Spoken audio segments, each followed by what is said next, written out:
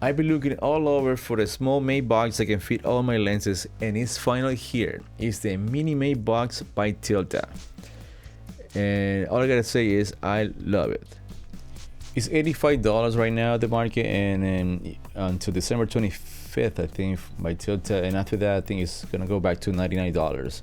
So it basically, to me, it is a steal.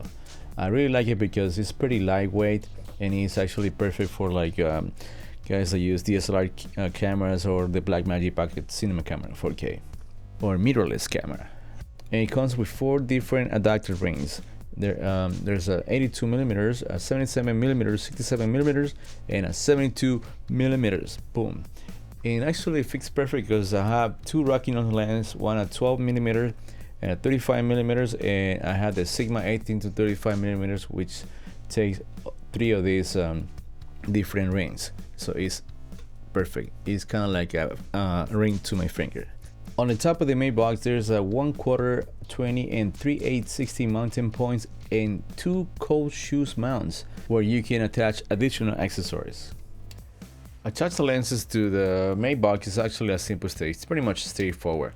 I'm just gonna let the video run, and you're gonna see for yourself how I connect the Rokinon's 12mm lens, my 35 millimeters, with the appropriate adapter ring to attach to the Mailbox.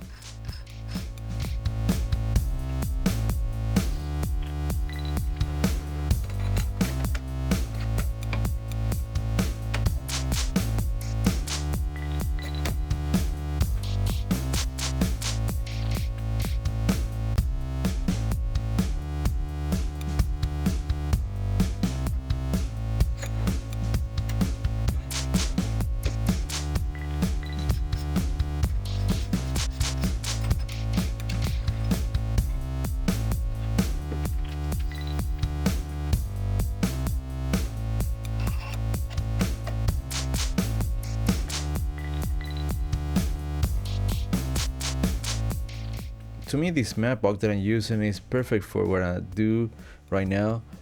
Eventually, if I use bigger lens, I'm probably gonna have to rent or buy a bigger matte box.